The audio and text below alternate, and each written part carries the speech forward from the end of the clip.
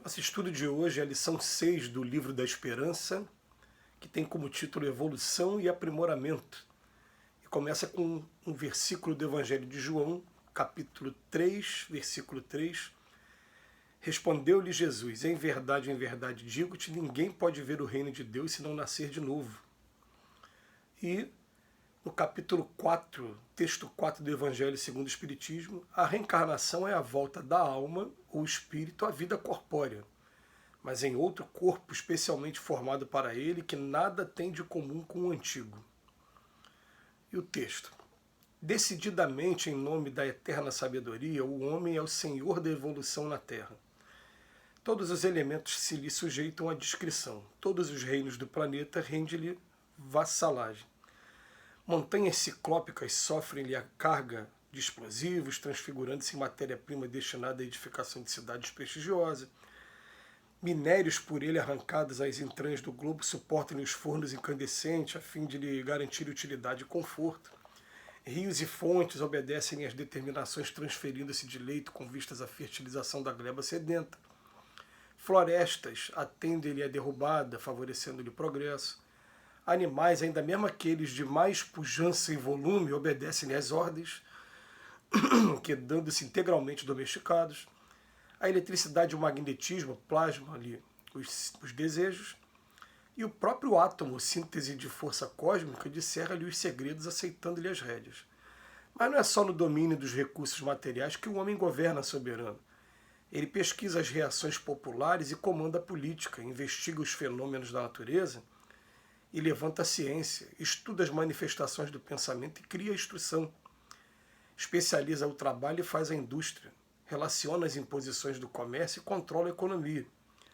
Claramente nós, os espíritos em aperfeiçoamento, num aperfeiçoamento terrestre, conseguimos alterar ou manobrar as energias e os seres inferiores do orbe a que transitoriamente nos ajustamos, e do qual nos é possível catalogar os impérios da luz infinitas estuantes no universo. A face disso, não obstante sustentados pelo apoio divino nas leis educativas que nos são necessárias no aprimoramento moral, o aprimoramento moral corre por nossa conta. O professor ensina, mas o aluno deve realizar-se. Os espíritos superiores nos amparam e esclarecem, no entanto, é disposição da lei que cada consciência responda pelo próprio destino. Meditemos nisso, valorizando as oportunidades em nossas mãos. Por muito alta que seja a cota de trabalho corretivo que tragas dos compromissos assumidos em outras reencarnações, possuis determinada sobra de tempo, do tempo que é patrimônio igual para todos, e com o tempo de que dispõe, basta usares sabiamente a vontade, que tanta vez manejamos para agravar nossas dores, a fim de te consagrares ao serviço do bem e ao estudo iluminativo, quando quiseres, como quiseres, onde quiseres e quanto quiseres, melhorando-te sempre. Claramente, o estudo de hoje tem por objetivo fazer com que a gente aproveite melhor o tempo que a gente está tendo nessa experiência aqui na matéria.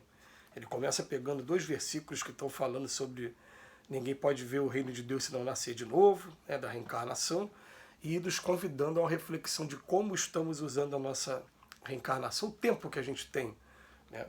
E ele vem falando aqui inicialmente que quanto mais próximo da infância do espírito, a gente dá atenção somente às coisas da matéria. E a gente vai aprendendo muito aos pouquinhos no início a manejar essa matéria, primeiro de uma maneira ainda rudimentar, lá atrás, ainda vivendo como os homens da caverna, como a gente costuma falar, para chegar aos dias de hoje em que a gente pode ver aqui, como o Emmanuel faz a descrição maravilhosa, que a gente consegue mudar as montanhas, minério, rios, fontes, florestas, animais, eletricidade, magnetismo e até o átomo.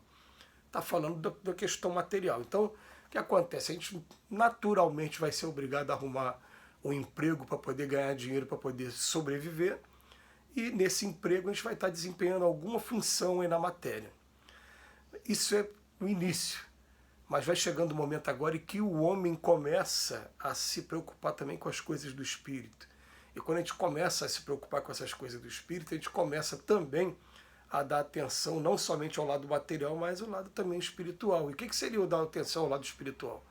É o lado moral. A gente hoje tem uma série de relatos dos espíritos sobre quais são as condições de vida do outro lado e o que se deve fazer para que quando a gente chegar do outro lado a gente chegue bem, chegue de consciência tranquila, né, e possa estar tendo acesso até a algumas moradas melhores do que aqui, as várias moradas da casa do Pai.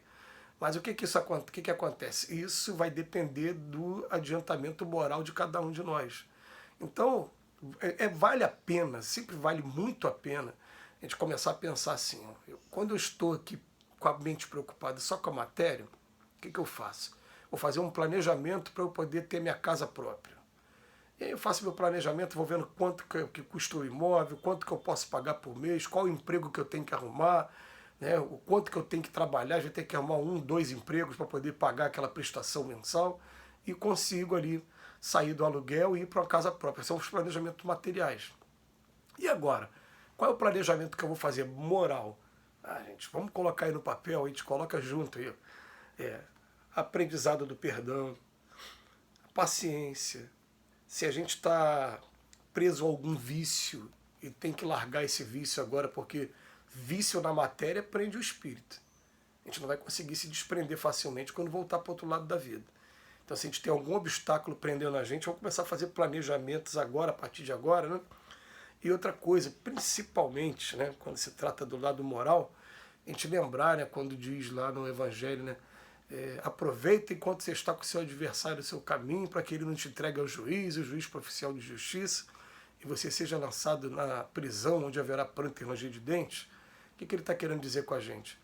A gente reparar o mal que a gente fez da maneira que a gente puder, para que a gente chegue do outro lado e nenhum olho acusador possa estar vindo da nossa direção. Possa estar olhando para a gente no primeiro momento e falar assim, ó, fiz no passado, não faço mais agora. Tudo bem, é um primeiro passo. E qual é o segundo passo? Fiz no passado, não faço mais agora e reparei o que eu fiz. Aí sim, aí a coisa começa a caminhar bem e a gente vai fazendo os nossos planejamentos. Então, dentro desses nossos planejamentos, a gente começa primeiro a desenvolver coisas que vão fazer só o bem para que a gente possa ter um norte. Fazer prece diária é bem para mim. Fazer leitura edificante todo dia é bem para mim. Fazer a caridade, ó, num primeiro momento, pode até estar beneficiando outras pessoas, mas é bom para mim. Eu que estou modificando a minha atmosfera, que tudo bem. Agora, a partir disso, tá, como é que eu faço agora para resolver os meus problemas com os outros, com as outras pessoas? E aí te colocar no papel mesmo. Envolver em orações aquelas pessoas que estão tendo alguma coisa contra a gente.